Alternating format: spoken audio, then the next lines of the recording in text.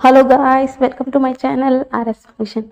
Sorry guys, मैं ठीक से अपडेट नहीं कर पा रही हूँ क्योंकि जो मेरी थोड़ा पर्सनल इश्यूज थे, इसके कारण मैं नहीं कर पा रही थी गाइस। क्योंकि मुझे पता चला कि मेरी जो बेस्ट फ्रेंड है उसने उसका हालत एकदम सीरियस है और वो एकदम हॉस्पिटलाइज हो गया है। इसलिए उसे मिलने के लिए मैं चली गई थी। तो मैं थोड़ा उसे देखने के बाद अपसेट हो गई थी क्योंकि उसके वहाँ जाकर देखने की बात ही पता चला था कि वहाँ पर कहानी कुछ अलग ही है। इसलिए मैं थोड़ा अपसेट हो गई थी और ठीक से कुछ सोच नहीं पा रही थी, इसलिए अपडेट नहीं किया। Sorry guys. चलिए अब कहानी की ओर बढ़ते हैं। हमने पिछले पार्ट में देखा था सब लोग पिकनिक के लिए चले गए थे। सिर्फ घर में आप पिंग और वांगजी थे और ये सारा प्लान हमारा मियाँ मियाँ का किया धरा है। अब आगे जैसे ही सब लोग निकल गए थे पिकनिक के लिए, बिंग बिंग सिर्फ खड़ा होकर जिस तरफ गाड़ी जा रही थी उसी तरफ देख रहा था। पर वांगजी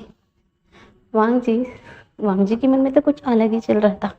वो सिर्फ यहाँ वहाँ देखता है एक बार और वो तुरंत बिंग को अपने गोद में उठा लेता है और वो तुरंत उसे लेकर अंदर चले जाना शुरू कर देता है। और वांगजी की सडन इस बिहेवियर से भी एकदम हैरान था। वो बड़ी बड़ी आंखें कर कर सिर्फ वांगजी की तरफ देख रहा था और बोल रहा था, गा आप क्या कर रहे हैं, छोड़िए ना गा, मुझे नीचे उतारिए, ऐसा बोलते हैं। तो वांगजी बोलता है, नीचे उतरने की थोड़ी उठाया है, नहीं, अब तुम्हें उठाया है तो नीचे उतारने की तो सवाल ही नहीं उठता। ऐसा बोलकर वो अंदर लेके चले जाना शुरू कर देता है और बोलता है, 5 साल हो गए बेबी, तुमसे बहुत दूर रहा हूँ मैंने तुम्हें बहुत मिस किया बीम, ऐसा बोलकर उसकी नोज को रब करना शुरू कर देता है। और बीम जब वांगजी के मुंह से ये बात सुनता है ना, वो थोड़ा शिवर करने लग जाता है। भले ही उन दोनों के बीच में इतना ज़्यादा इंटीमेसी नहीं हुई थी। जब वो दोनों हनीमून में थे, हनीमून पे 2 हफ्ते के लिए गए थे, पर उस 2 हफ्ते में कभी भी वांगजी ने बींग को छोड़ा ही नहीं था। तो अभी भी वो सब कुछ बींग को याद है। तो बींग ना डरते हुए बोलता है, गा नहीं नहीं नहीं गा, आप उतार दीजिए ना, अब प्लीज़ गा, ऐसा बोलता है। तो वांगजी बोलता है, क्यों क्यों मैं भला उतारूं तुम्हें, तुम मेरे हस्बैंड हो और तुम्हें पता है हमारे बच्चे ना मुझे तुम्हारे करीब आने ही नहीं देना चाहते हैं। भला हो मियाँ मियाँ का, वो तो जानबूझकर हमारे दोनों बच्चों को लेकर गई, नहीं तो हमारे बच्चे मुझे तुम्हारे पास आने ही नहीं देते। आप तो मेरे पास मौका है, भला मैं इस मौका को क्यों गवाऊंगा, ऐसा बोलकर वो एक स्माइल करता है। तो विंग बोलता है, नर्वसली हंसते हुए बोलता है, प्लीज प्लीज का, ऐसा बोलता है। तो वांगजी बोलता है, बिल्कुल नहीं विंग, बिल्कुल भी नहीं, ऐसा बोलकर वो उसे लेकर अपने कमरे में चला जाता है और उसे एकदम पेट में पटक देता है। और वांगजी को सिर्फ विंग देखे जा रहा था। आज वो विंग वांगजी के आंखों में देख सकता है, वांगजी के आगे की जो चमक ऊपर उसकी बॉडी को एकदम चिल करने के लिए काफी थी। वो एकदम डर रहा था। वांगजी तुरंत अपनी शर्ट को निकालता है विंग को देखते हुए और तुरंत अपने शर्ट को रिमूव कर जमीन में फेंक देता है, यानी कि फर्श पर फेंक देता है और तुरंत वांगजी विंग के ऊपर आ जाता है। वांगजी सिर्फ विंग वांगजी को देखे जा रहा था।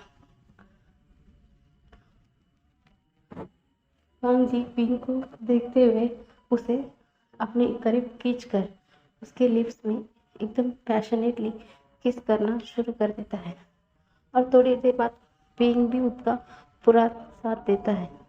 विंग तो वांगजी उसे किस करते हुए अपने टंग को विंग के मुंह के अंदर इंसर्ट करता है और उसकी जो मुंह के अंदर उसके सारे पार्ट्स को शक करने लग जाता है। हर कोने पर अपने टंग से इंटर करते ही जा रहा था। वो दोनों का किस इतना इंटरेस्ट हो जाता है कि जब उन दोनों को सांस लेने में तकलीफ होती है तब जाकर वांगजी विंग को छोड़ता है। और उसके बाद वांगजी ना जैसे ही विंग को छोड़ता है, विंग एकदम लंबी लंबी गहरी सांसें ले रहा था और वही वांगजी सिर्फ विंग को देखे ही जा रहा था। और वांगजी तुरंत विंग की नेक पे आ जाता है। विंग की नेक पे किस करता है और हल्का सा बाइट करता है। ऐसे ही करते ही जा रहा था और अपने एक हाथ से विंग की शर्ट के अंदर अपने हाथ को स्लाइटली घुमाते ही जा रहा था और उसके जो शर्ट की बटन है उसे खोलता है पूरी तरीके से और तुरंत देखते देखते उसकी शर्ट को उसकी बॉडी से एकदम अलग करके फेंक देता है। अब विंग की बॉडी ऊपर से मुकिट हो चुकी थी क्योंकि फ्लांजर ने विंग की शर्ट को एकदम से निकाल दिया था। और अब धीरे धीरे विंग को किस करते हुए विंग के चेस्ट तक आ जाता है। वो वहाँ पर उसे किस करता है, सब करता है और हल्का सा बाइट करता है। इसकी वजह से विंग की मुंह से सिर्फ मोम निकलते जा रही थी। वो जैसे जैसे किस करते करते नीचे आ रहा था, वो नीचे उसके लेवल तक आ जाता है। वहाँ पर उसे किस करता है और अपनी टंग से वहाँ पर क्लिक करता है, वहाँ पर किस करता है और अपनी किस करते ही वो अपने दूसरे हाथों से उसके लोअर पार्ट के जो कपड़े थे उससे भी एकदम निकल जाता है। उस पैंट को एकदम निकाल कर फेंक देता है और अब उसके सामने एकदम लौटता है। विंग को ऐसे हालत में देखकर पता नहीं इतने सालों के जो अरमान थे वो अपने आप को बंद कर रखा था, वो आज बाहर आ रही थी। वो वैसे इसे किस करते ही आ रहा था तभी उसकी नजर जो विंग की एब्डोमेन के नीचे जो कट लगी हुई बड़ी सी उस पर जाती है। जाते ही ना उसकी आंखों से सिर्फ आंसू बह रही थी क्योंकि उसका कट का क्या मतलब है वो अच्छे से जानता है। इसलिए उसे रोता है, बोलता है और उस कट को सहलाता है और वहां पर बहुत ज्यादा किस करता है। बोलता है मुझे माफ कर देना विंग, जिस समय तुम्हें मेरा जरूरत सबसे ज्यादा था मैंने उस समय पे तुम्हारा साथ नहीं दिया। ऐसा बोलकर वो रोता है। तो विंग ना अपने हाथों से विंग वांगजी को ऊपर उठाता है, अपने एकदम करीब ले आता है और उसे किस करता है। बोलता है कोई बात नहीं गा। उस समय मैं भी गुस्से में था और आपने भी समझाने की कोशिश नहीं की। ठीक है गा, जो भी हुआ सो हुआ, बस कीजिए ना, अब क्यों नहीं भूल जाते हैं उसे गा। ऐसा बोलता है। तो वांगजी बोलता है कैसे बोलूं, वो सब कुछ मेरे वजह से तो हुआ है। आज तक मेरे बच्चे मेरी ही वजह से मुझसे दूर रहे। ऐसा बोलते हैं। तो विंग बोलता है कुछ नहीं गा, कुछ नहीं, बस जो कुछ भी हुआ आप उसे भूल जाइएगा। ऐसा बोलकर वो दोबारा से किस करने लग जाता है और वांगजी भी उसके में एकदम मेल्ट हो जाता है और वो बहुत रफली विंग को किस करते जा रहा था। और जब ये किस देखते देखते इतना ज्यादा डीप हो गई उन्हें ही पता नहीं चला। जब विंग को सांस लेने की बहुत मुश्किल हो रही थी तब जाकर वांगजी ने विंग को छोड़ा था और विंग बहुत ही हार्डली क्या बोलते हैं अपनी सांस लेने की कोशिश कर रहा था। बहुत ज्यादा पैनिक कर रहा था और वांगजी उसे संभालने की मौका ना देते हुए वापस उसने उसके चेस्ट पर से किस करता है और सब करके ही जा रहा था। और ऐसे ही करते करते वो अपने एक हाथों से विंग को प्रिपेयर करना शुरू कर दिया था क्योंकि उन्होंने इंटीमेसी पिछले 5 साल तक नहीं किया था।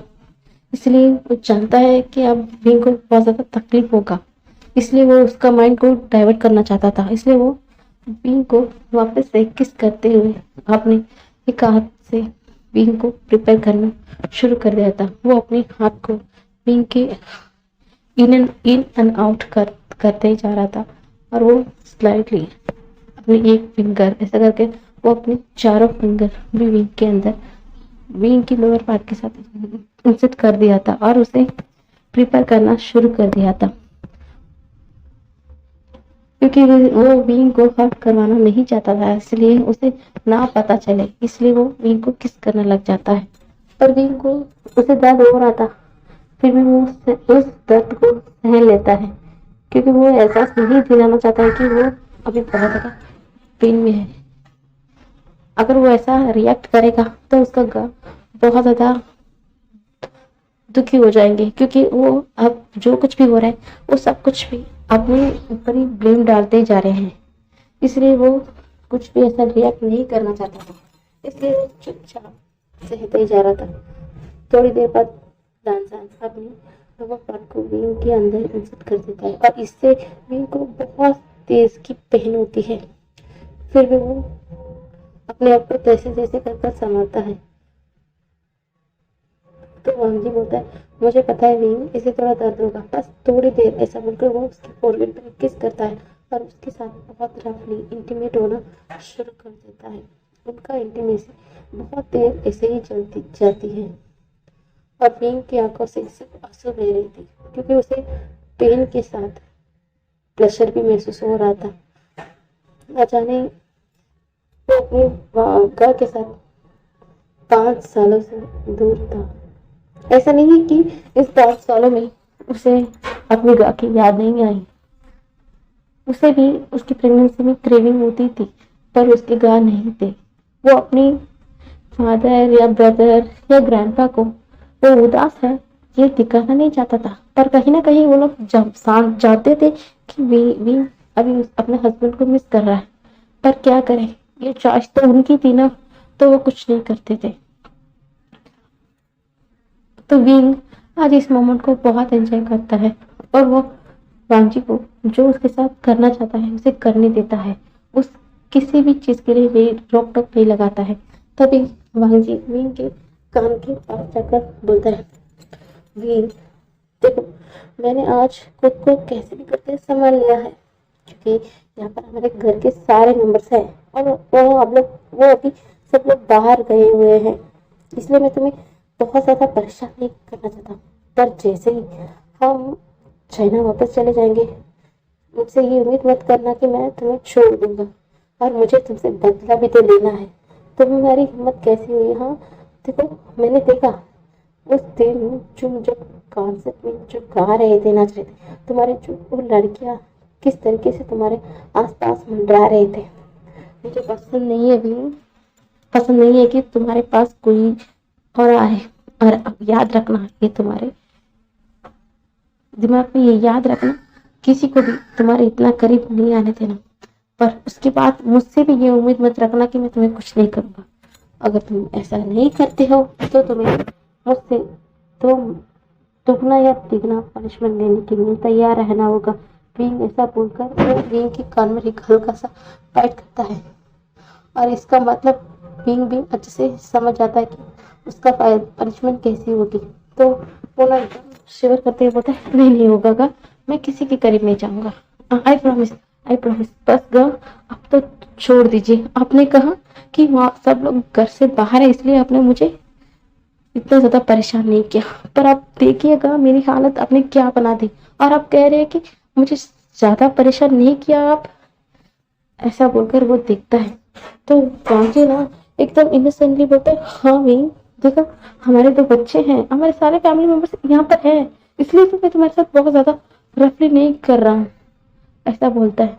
तो विंग ना आप दोनों हाथों से अपने मुंह को ढक लेता है, बोलता है, गा आपने मुझे खड़े होने का भी लायक नहीं छोड़ा और आप बोल रहे हैं कि मेरे साथ कुछ नहीं किया। सच में मैं अब आपके साथ नहीं रहूंगा। देखिएगा जैसे ही हमारे दोनों बच्चे आएंगे ना, हम तीनों एक साथ एक ही रूम में शिफ्ट हो जाएंगे, ऐसा बोलता है। तो विंग वांजी बोलता है, अच्छा विंग तुम ऐसा करके तो दिखाओ, मुझे पता है कि हमारे 2 शरारती बच्चों को कैसा हैंडल करना है। ऐसा बनकर उसके सर को एक सर में ना एक किस करता है, बोलते गा बस अब छोड़िए, वो लोग आ जाएंगे, ऐसा बोलते हैं। तो वांगी बोलता है, ऐसा बोलकर उसे उठाता है अपने गोद में, क्योंकि वो जानता है कि वो उसने बहुत रफली विंग के साथ इंटीमेट हुआ है। इसकी वजह से विंग को बहुत ज़्यादा दर्द होगा, क्योंकि वो यहाँ पर ऐसा नहीं करना चाहता है, क्योंकि उन्हें कल की खल वापस चाइना जाना है और वहाँ वहाँ पे बहुत सारा जो मामला अभी चल रहा है उन सबको निपटाना भी है। इसलिए अब बीइंग को हेल्दी रहना जरूरी है। इसलिए वो बीइंग को अंदर लेके जाता है और उसे एकदम नीटली क्लीन करता है और एक पेन किलर दे देता है। वो बोलता है इसे खा लो बीइंग, मैं नहीं चाहता कि तुम हमारे बच्चों के सामने लंगड़ा कर चलो, ऐसा बोलता है। तो बीइंग ना गुस्से में वांग जी की तरफ देखता है, ये सब आपकी वजह से हुआ है का, आपकी वजह से, ऐसा बोलता है। तो बीइंग वांग जी ना एक्सप्लेन करते हुए जाता है, ऐसा मत बोलो बीइंग, मैं तुम्हारे लिए कुछ खाने के लिए लेकर आता, ऐसा बोलकर उसे कुछ खाने के लिए लेके आने के लिए चला जाता है।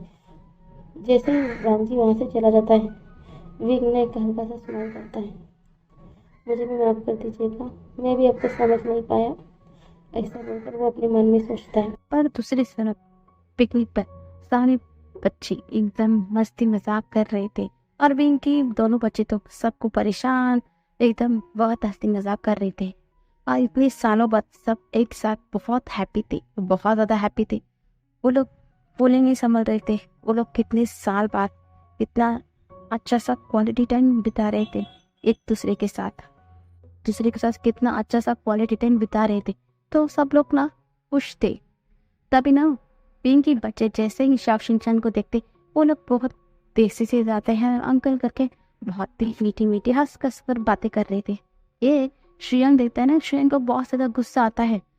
वो मन में सोचता है, हमारे बॉस जो मुझे काम करके मुझे परेशान कर देते हैं, पर यहाँ पर मैंने जब से इस इंसान को देखा मैं तो इसका प्यार में पड़ चुका हूँ, मैं इसका करीब आना चाहता हूँ, पर यहाँ भी मेरे बॉस के बच्चे मेरे प्यार के पास मुझे जाने ही नहीं दे रहे। सच में मेरी फूटी किस्मत, ऐसा बोल रहा था। और इसका ये हालत शाओ शिनचैन देख रहा था। फिर इस शाओ शिनचैन भी नोटिस कर रहा है, जब से ये इंसान यहाँ पर यानी कि कोरिया पर आया है उस दिन से उसके करीब आने की वो कोशिश कर रहा है। ऐसा नहीं है कि शाओ शिनचैन उसे पसंद नहीं करता है, शाओ शिनचैन भी उसे पहले नजर में ही पसंद कर चुका था, पर वो दिखाना नहीं चाहता है। इसलिए वो स्टेपली वहां पर खड़ा होकर उन दोनों बच्चों के साथ खेल रहा था, बातें कर रहा था। और ये सब कुछ सेम देख करना हमारा शुयंग सिर्फ मुंह बना रहा था। और लैनली वो मियाँ मियाँ के पास जाती है और बोलती है ये लो, ये तुम्हारे लिए, ऐसा बोलकर एक सैंडविच को उसके हाथ में देती है। तो मियाँ मियाँ बोलती है अब क्या, अब तुम यहाँ पर क्यों खड़ी हो, ऐसा बोलती है। तो लाली ना हम लोग बनाते हुए बोलते मुझे लगा कि तुम अच्छी हो, मैंने तुम्हें गलत समझ लिया, पर तुम कभी भी अच्छी नहीं हो सकती। ऐसा बोलकर मुंह बनाते हुए चली गई। तभी ना वहाँ पर शौचंग आता है, वो बोलता है, शौचंग बोलता है तुम उससे सोच, वो बोलता है तुम्हें इसकी बातें में बुरा मत मानना, वो बस ऐसी ही है, ऐसा बोल। तो ये भी बोलते चैन मुझे पता है ये कैसी है, तुम्हें चिंता करने की जरूरत नहीं है, ऐसा बोलकर वो चला जाता है। और ये सब लोग ना मिस्टर जिन सब लोग देख रहे थे। जिन ना अपनी बेटी के पास जाते हैं और बोलते हैं क्या हुआ, कुछ बात है बेटा, तुम मुझसे कुछ कहना चाहती हो, ऐसा बोलते हैं। तो मम्मी बोलते हाँ फादर, मुझे आपसे बहुत ज़रूरी चीज़ डिस्कस करनी है। क्या मैं आपको बाद हम जब चाइना वापस जाएंगे उसके बाद बोलूँ, आपको कोई दिक्कत नहीं होगी ना फादर, ऐसा बोलती है। तो इसका फादर बोलते हाँ बेटा, मुझे कोई दिक्कत नहीं होगी, तो जो चाहे मुझे उस कह सकती हो, ऐसा बोलते हैं। तो मियाँ में भी हंसती है हाँ फादर, मैं आपको सब कुछ बताऊंगी, ऐसा बोलकर वो भी स्माइल करती है बहुत भारी वाली। तो मिस्टर जिन भी हंसते हैं। सब लोग वहाँ पर हंसी मजाक कर रहे थे। पर ये और ये है ना, यानी कि लैनी बहुत ज़्यादा उदास थी। वो अभी भी सबके साथ बात तो करती है, पर वो पहले की तरह खुलकर बात कर नहीं पा रही थी। तभी वहाँ पर ना मिस्टर भी आते हैं, बोलते हैं तुम कुछ नहीं खाया, ये लो कुछ तो खा लो, ऐसा कहते हैं। तो ये ना थोड़ी देर उसे देखती है और उसके बाद एकदम एडी से हक कर लेती है। बोलती है माफ़ कर दीजिए ब्रदर, मुझे माफ़ कर दीजिए, मुझे ऐसा नहीं करना चाहिए था, है ना, मुझे सब कुछ पहले से ही पता था। फिर भी मैंने आपको सारा चीज़ों के बारे में पहले से ही नहीं बताया। ये सब कुछ मेरी गलती है, इसकी वजह से ये सब कुछ इतना गलत हो गया है ना ऐसा में। तो मिस्टर वे बोलते इसमें तुम्हारा कोई गलती नहीं है, तुम पहले से ही सब कुछ के लिए तुमने खुद को ही ब्लेम किया, ठीक है। तुम वांगजी की इस हालत के पीछे तुमने ही अपने आप को कसूरवार ठहराया।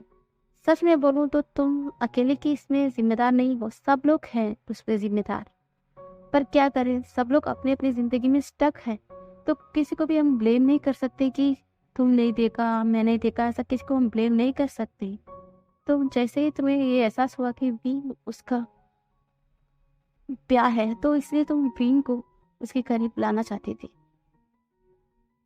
हाँ, तुम्हारा कुछ तरीका गलत था, मैं जानता हूँ, पर इसका मतलब ये नहीं कि तुम सिर्फ ऐसा गलत हो, तुम्हारी दोस्त भी तो गलत है ना। कांगसे को जैसे ही पता चला कि विंग एक स्पेशल चाइल्ड है, तो उसके बाद उसका रवैया उसकी तरफ पूरी तरीके से बदल चुका था, क्योंकि वो माँ थी जैसा तुम हो। वो नहीं चाहती थी कि कोई भी उसका बेटे को बुली करे, अजीब निगाहों से देखे, इसलिए वो डर कर हमेशा उसे बांध कर रखना चाहती। जैसा तुमने वांगजी के लिए सोचा, शायद तुम दोनों अपने ही सोच में थे, शायद इसलिए तुम दोनों ऐसा कदम उठाया। पर खैर, जो कुछ भी हुआ जो बीत गया, बस उसे अब जाने देना है, सबके लिए अच्छा होगा, ऐसा बोलते हैं। तो अभी पीछे से कांसे भी बोलती, हाँ मैंने सही कहा, तुमने सुना ना, ऐसा बोलते हैं। तो लैनी बोलती, तो तुम उस पर गुस्सा नहीं थी? तो ना कांसे हंसते बोलती, मैं भला तुमसे क्यों गुस्सा होने लगी, तुम अपने जगह सही थी, मैं अपना जगह। मुझे लगने लगा कि शायद मुझे विंग को बांध कर रखना चाहिए, और मुझे लगा कि शायद वांगजी के अलावा कोई मेरा बेटे को प्रोटेक्ट नहीं कर सकता। मैंने देखा है उसकी आंखों में जो मेरे बेटे के लिए प्यार, इसलिए मैं सिर्फ वांगजी की हाँ मिलाकर चली गई। मैं एक बार भी अपने बेटे के बारे में वो क्या चाहता है मैं सुनना ही सही नहीं समझा।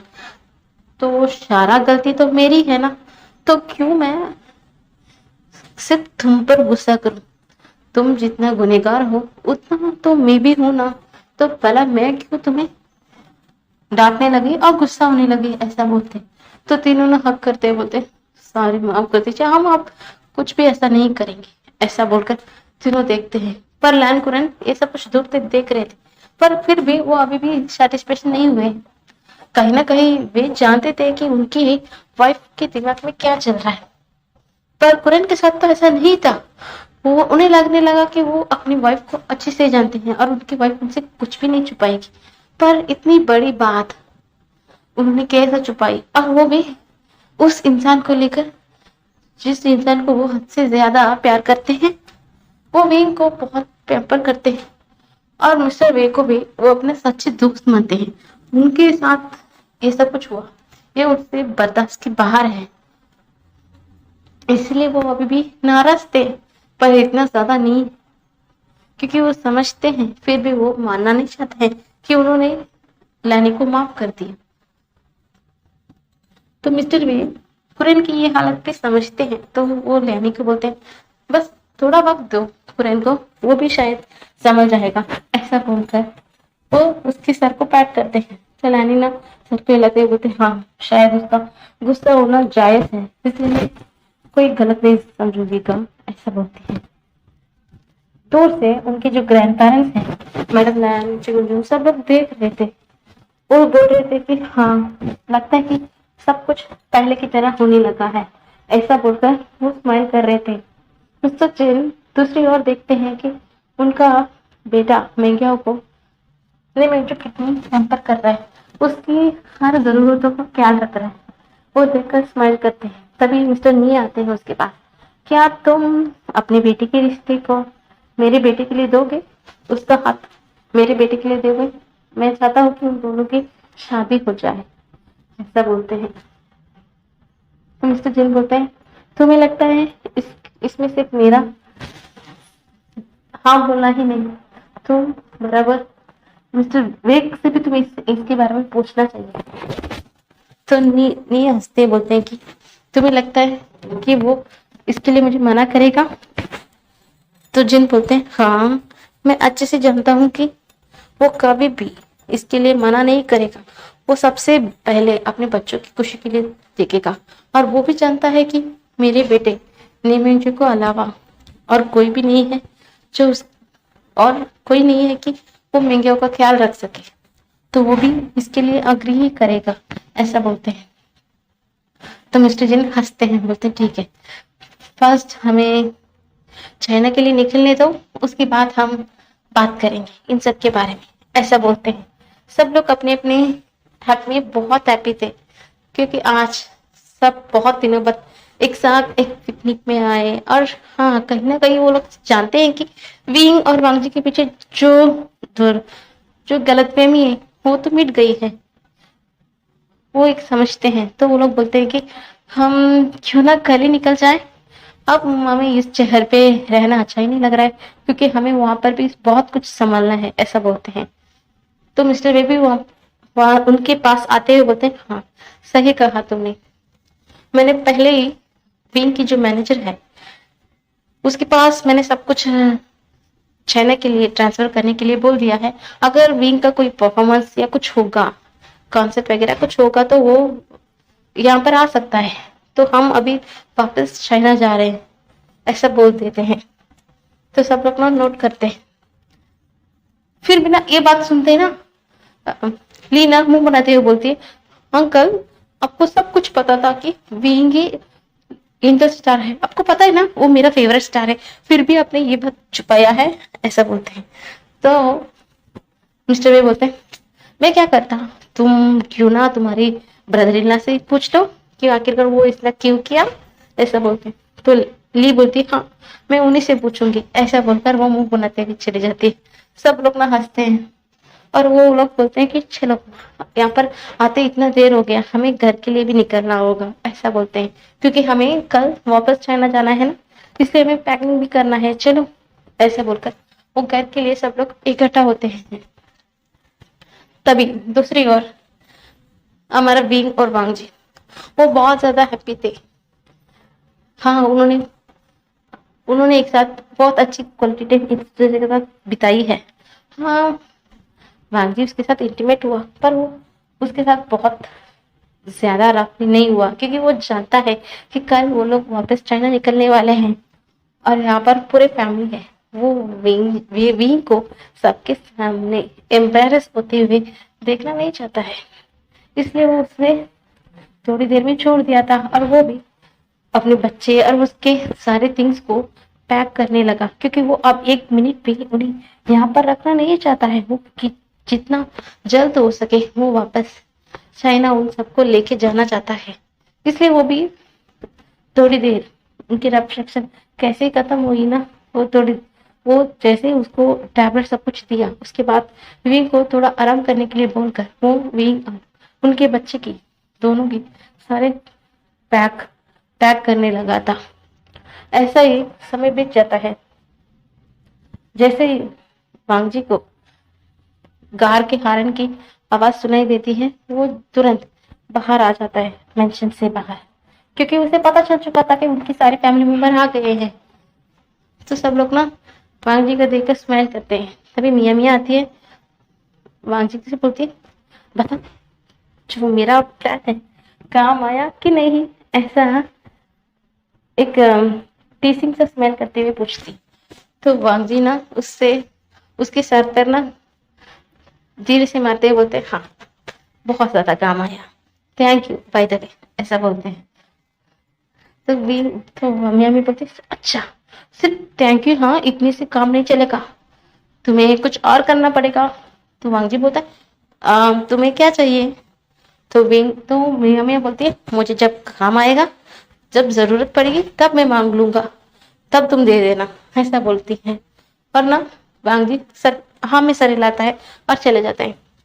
उनके दोनों बच्चे पहले तो आते हैं और विंग को वांगजी को हक करते हैं, बोलते हैं मम्मा कहाँ है, ऐसा बोलते हैं। तो वांगजी बोलता है तुम्हारे कमरे में है, जाओ अपनी मम्मा को देखो, ऐसा बोलते हैं। तो वांगजी की बात सुनते हैं ना, दोनों बच्चे सीधा भागकर कमरे में जाते हैं और जैसे ही पिंग भी कार के हॉर्न की आवाज सुना ना, वो भी हल्का हल्का अपने नींद से बाहर आया है और वो देखता है कि उनका दोनों बच्चे भी भागकर अंदर आ रहे हैं। तो दोनों बच्चे को अपने बाहों में ले लेता है, बोलता है मेरा बच्चा दोनों एंजॉय किया बाहर, ऐसा बोलता है। तो बच्चे बोलते हैं हाँ मदर, हमने बहुत ज्यादा एंजॉय किया और ग्रैंडपा ने कहा है कि हम चाइना जाने वाले हैं। तो विंग बोलता है हाँ बच्चों, हम चाइना जाने वाले हैं। वहां पर ना बहुत सारे जगह है, वहां पर बहुत ज्यादा मेमोरी है, तुम सब ना, हम सब अब एक साथ रहेंगे।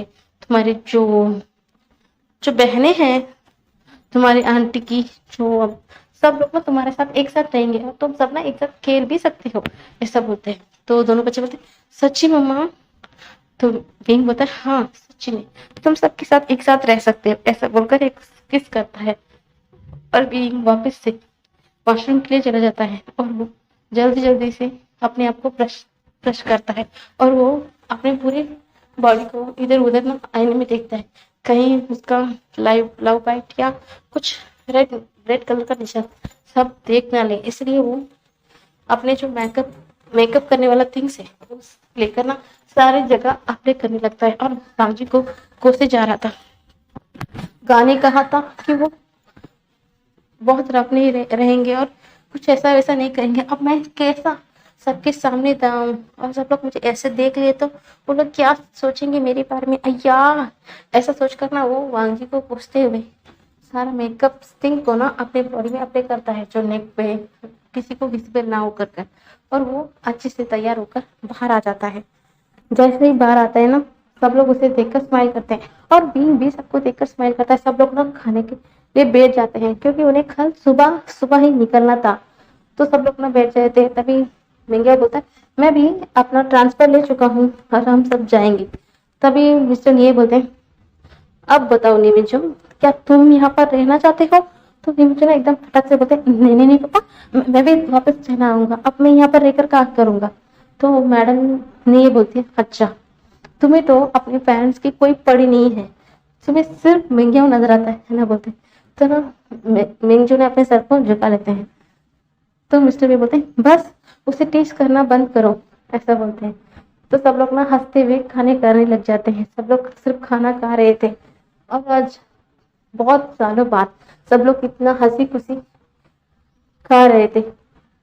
हाँ भले वो कुछ समय पहले कोरिया आ गए थे, फिर भी पिंग और वांग जी के बीच में थोड़ा मनमुटाव था। अब सब कुछ परफेक्टली ठीक हो गया है और मियाँ मियाँ भी अब बहुत ज्यादा बदल गई है। वो अपना गलती मान चुकी है और वो अपनी गलती को फिर से दोबारा ना नहीं चाहती है।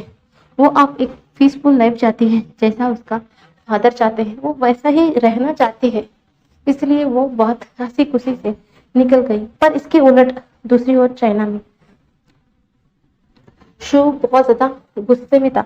उसने सोचा था कि जैसे उसे पिंग की जो आइडेंटिटी के बारे में पता चला, उसके थ्रू वो सबको बदनाम करेगा, कुछ ऐसा चाल बुनेगा जिसके चलते विंग खुद ब खुद उसके पास आ जाए। पर सब कुछ उल्टा हो गया। सब लोग विंग को एक्सेप्ट कर लिया है और सब लोग थोड़ा विंग से जलस भी है, काश उनके साथ भी ऐसा होगा। और वो एलजीबीटी की कम्युनिटी लोग भी उसे बहुत ज्यादा सपोर्ट करते हैं। तो अब शो क्या करेगा? वो अब विंग को किसी भी हालत में पाना चाहता है। तभी उसे कुछ आइडिया आता है तो वो उस नंबर पर डायल करता है। तो उस नंबर स्विच ऑफ ऐसा आ रहा था। तो उस शो ना बहुत ज्यादा घबरा जाता है, उसे कुछ समझ नहीं आ रहा था। तभी छोटा सा फ्लैशबैक होता है जब शो ने बीइंग को पाने की कोशिश की और उन दोनों के बीच में जो मिसअंडरस्टैंडिंग क्रिएट करने की कोशिश की। तब उसे एक अननोन नंबर से एक कॉल आया था। उसने कहा कि तुम जो चाहते हो बीइंग को पाना, और मैं भी कुछ इसी तरीके से चाहता हूँ, इसलिए क्यों ना तुम और मैं हाथ मिला ले, मैं तुम्हें बीइंग के बारे में सारा इंफॉर्मेशन ला कर दूंगी, बस तुम किसी ना किसी करके कैसे भी करके विंग और वांग जी को अलग कर देना। ऐसा बोलकर वो इंसान ही शो को हर एक डिटेल दे रहा था। और वो जो पार्टी हुआ आखिरी बार, जो उनके मैरिज पार्टी यानी कि रिसेप्शन की पार्टी, उस दिन भी विंग को उस चार लड़कों की तरह लड़कों के तरफ से उसे किडनैप करने का और उसे परेशान करने का भी आइडिया भी उस इंसान ने उसे दिया था। और ऊपर से पर शो ने उसके उलट जाकर उसे किडनैप करना भी चाहा। वो सिर्फ वो इंसान जिसने कॉल किया वो सिर्फ उसे डराना चाहता था, पर शू ने उसे किडनैप कर अपने पास लेके आना चाहता था। जैसे ही उसको ये इन्फॉर्मेशन मिला कि वांगची वहां से निकल गया है, तो वो उस मौके का फायदा उठाया और उसने जानबूझकर उसे किडनैप करने की चाहा, पर सब कुछ बिगड़ गया। वहां पर महंगे और नीमंजो आ गए थे, पर फिर भी शो ना हार मानते हुए उनके जो फोटो क्लिप्स हैं कुछ एडिट करके ही सही उसे वांगजी को बेच दिया। और बहुत हद तक वो अपना काम में पास भी हो चुका था। वो जैसा चाह रहा था कि विंग और वांगजी अलग हो जाए, वो उसी तरह वो अलग भी हो गए थे। पर अब वो किसकी मदद लेगा? वो उस इंसान की वजह से तो वो उस बार कामयाब हो पाया है, पर अब क्यों उस इंसान का नंबर लग ही नहीं रहा है, ऐसा फ्रस्ट्रेशन में सोचता है। तो वो अपने फोन को जमीन में फेंक देता है। कोई बात नहीं, अगर इस इंसान की मोबाइल नंबर लगी या ना लगी इससे कोई फर्क नहीं पड़ता, और ये इंसान उसका साथ दे या ना दे, पर अब वो सारा हद पार चुका है। अब जो भी होगा उसकी मर्जी से होगा, जैसे आने दो विंग को, क्योंकि उसे ये भी पता लग चुका है कि विंग और उनकी सारे फैमिली कल वापस चाइना लौट रहे हैं। तो शू अपने मन में ठान लेता है उसे जैसा ही एक मौका मिलेगा ना, वो विंग को अपने पास हासिल कर कर ही रहेगा। इस बार कुछ भी हो जाए, कुछ भी क्यों ना हो जाए, इसने ठान लिया था। और दूसरी ओर मिया मिया अपने कमरे में वो एक बॉक्स को देख रही थी, और उस बॉक्स को कुछ दूर जाकर पूरे मिट्टी में उसे दफना दिया था। अब वो छोटी सी अपने दिमाग में सोच रही थी आखिर उस बॉक्स में क्या है। वो सोच रही थी उसी ने ही कैसा शू को मदद किया था, क्योंकि मिया मिया ही थी जो उसने मिस्टर शू का मदद किया। जैसे ही उसने नोटिस किया कि शू विंग के पीछे पागल है, इसलिए उसने शू को अपने मुहरा बनाना सही समझा। इसलिए उसने हमेशा मिस्टर शू को मदद करते रही। उसी ने ही उस दिन जो पार्टी का इंफॉर्मेशन दिया, उसने ये भी कहा कि वो किसी ना किसी कर वो वांगची को वहां से हटा देगी। और अब मिस्टर शू कुछ भी कर सकता है, भले ही वो बींग को कुछ हर्ट ना करे, पर कुछ उसे डरा सकता है, ऐसा उसने कहा था। और जैसा चाहती थी वैसा ही उस दिन हुआ। फाइनली उस दिन विंग और वांगजी अलग हो गए थे, जिसने जैसा वो चाहा, पर सब कुछ उलट हो गया। अब तो बहुत उलट हो गया, और अब उसे बहुत ज्यादा गिल्टी है। उसने ऐसा क्यों किया? उसकी वजह से ही ये दोनों लगभग 5 साल दूर रहे। उसका फैमिली, उसका फादर, सब कुछ इतना ज्यादा दुख में थे। वो अपने आप को कोसती है, भले ही मैं इस फैमिली मुझे इतना ज्यादा प्यार किया है, पर मैं भी अपनी जो रियल फादर है उसका नाम तक मैं अपने मुंह में नहीं लेना चाहती। उस इंसान की तरह ही निकली, ऐसा बोलते हैं। तभी ना उसे कुछ याद आता है, जैसा जिन ने कहा, भले ही वो उस इंसान की बेटी हो, पर उसका परवरिश मिस्टर जिन ने किया है, तो वो उसकी तरह रहेगी। उसे वो याद आते ही बोलते, हाँ मेरे फादर ने सही कहा, मैं अब सिर्फ मिस्टर जिन की बेटी हूँ मियाँ मियाँ। अब मैं ऐसा कुछ भी नहीं करूँगी, कुछ भी नहीं। कल से मेरा एक नई शुरुआत हो रहा है। ऐसा बोलकर वो उस बॉक्स को पूरी तरीके से दफना कर अपने कमरे में सोने के लिए आ जाती है। दूसरी ओर बींग और वांगजी अपने कमरे में बहुत पीसफुली सो रहे थे। अभी भी विंग को अपने कमरे में बहुत ज्यादा दर्द हो रहा था, फिर भी वो वांगजी की तरफ देखता है एक गुस्से भरी आंखें से, पर वांगजी को इससे कोई भी फर्क नहीं पड़ रहा था। वो अपने दोनों बच्चे को मिडिल में सुलाता है और विंग को दूसरी ओर। सब लोग ना एक साथ बहुत पीसफुली सो जाते हैं, क्योंकि अगले मॉर्निंग उन्हें चाइना के लिए निकलना भी तो है, इसलिए वो लोग सो जाते हैं। अगले मॉर्निंग मॉर्निंग पर ईयरली सब लोग जल्दी से उठ गए थे, क्योंकि उनका पैकिंग पहले ही दिन पूरा हो चुका था। जैसे ही पूरा पैकिंग हो गया है, सब लोग एकदम बैठकर नीचे आते हैं, और सब लोग ना जल्दी जल्दी से तैयार होकर भी आ गए थे। और उनका जो सर्वेंट है, सब लोग खाना जो भी उनका था सब कुछ पहले प्रिपेयर करके रख चुके थे, क्योंकि वो सब लोग अपने प्राइवेट जेट पर वापस चाइना जाने वाले थे। और वो लोग चाइना जाने वाले हैं, ये न्यूज़ चाइना में भी फैल चुका था, और मीडिया तक भी ये न्यूज़ लग चुका था। और ऊपर से अब विंग कोई सिर्फ मिस्टर बे का बेटा ही नहीं, वो जो जो हाइडन जो स्टार भी है, उनका जो फेवरेट स्टार, अब इसलिए वो लोग को भी पता चल चुका है कि बीइंग सब लोग वहां पर आ रहे हैं। इसलिए सब लोग वापस जेट पर बैठकर चाइना के लिए निकल चुके थे। जैसे ही उनका जेट चाइना पर लैंड हुआ, वो लोग क्या बोलते हैं, एयरपोर्ट से निकलकर सीधा उनके जो मैंशन की तरफ कार में जाने वाले थे। जैसे ही उनका कार मैंशन में रुका, वहां पर बहुत ज्यादा मीडिया पहले से ही थी, क्योंकि उन्हें पहले से ही पता था कि ये लोग से डील करना इतना आसान नहीं, ये लोग प्राइवेट जेट में आएंगे तो इनका हाथ में ये नहीं लगने वाले। इसलिए सारे जो रिपोर्टर्स थे, सब लोग पहले उनकी जो मैंशन थी वहां पर पहले ही आकर पहुंच चुके थे। तो सब लोग जैसे ही गाड़ी से उतरते हैं, बहुत सवालों को बारिश होती है, बहुत सवाल जवाब पूछा जाता है। तभी जैसे ही बीइंग वापस आता है, वहां पर आता है ना, सब लोग की नजर अब बीइंग के ऊपर गड़ चुकी थी। और बीइंग को बहुत ज्यादा सवाल पूछे जाते हैं, और बीइंग के पीछे उसका हस्बैंड यानी कि लैंसन भी था। और अब जब बोलते हैं कि क्या आप अपना करियर वापस से शुरू यानी कि ऐसा ही कंटिन्यू करेंगे या यहीं पर छोड़ देंगे, तभी ना यानी कि लैंसन बोलता है हाँ, वो अपना करियर कंटिन्यू करेगा, ऐसा बोलता है। तो बीइंग ना उसे लेकर एक्सप्लेन करता है। तो वांग जी बोलता है बस अब यहाँ पर कोई सवाल जवाब नहीं किया जाएगा। आपने पूछा कि बीइंग उसका करियर कंटिन्यू करेगा, उसने हमने कहा ना कि वो कंटिन्यू करेगा, इससे आगे कोई भी सवाल यहाँ पर नहीं पूछा जाएगा। इसे क्लियर, ऐसा बोलकर सब लोग अंदर चले गए थे अपने मैंशन में। सब लोग अपने अपने मैंशन में चले गए थे, और भी उनके दोनों बच्चे उनके मैंशन में चले गए थे।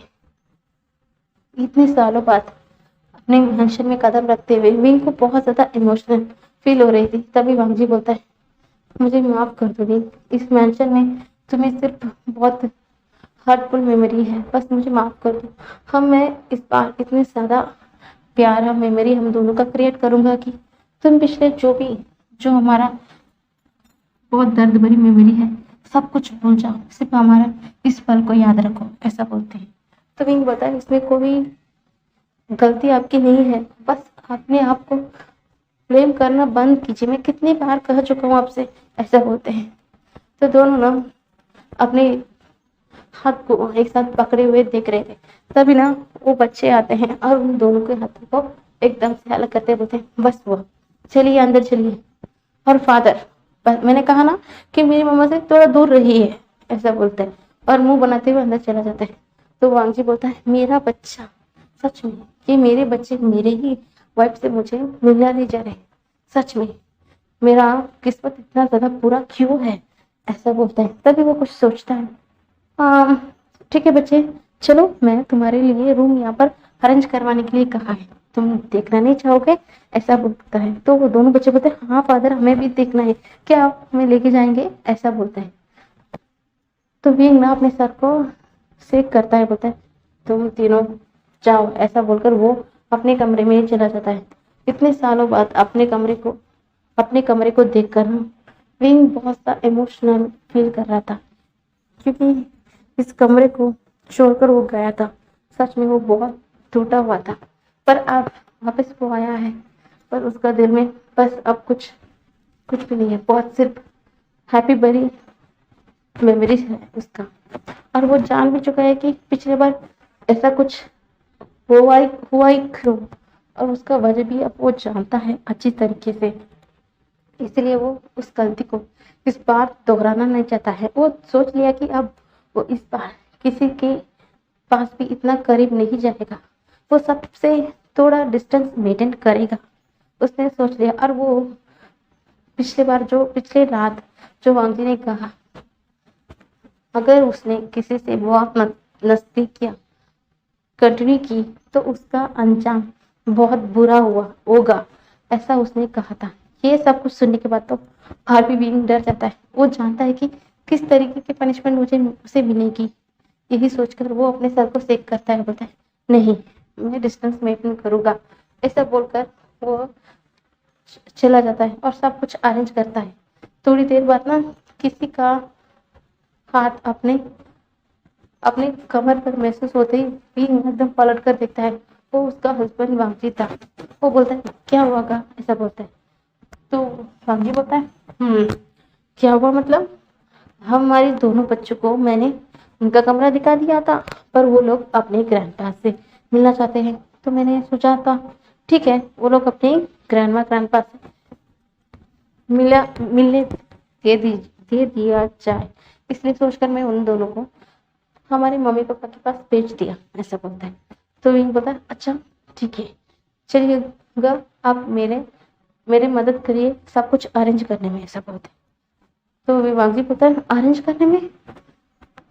तो विंग बोलता है हाँ, देखिए सब कुछ कैसा उलट पुलट है, सबको ठीक भी तो करना है।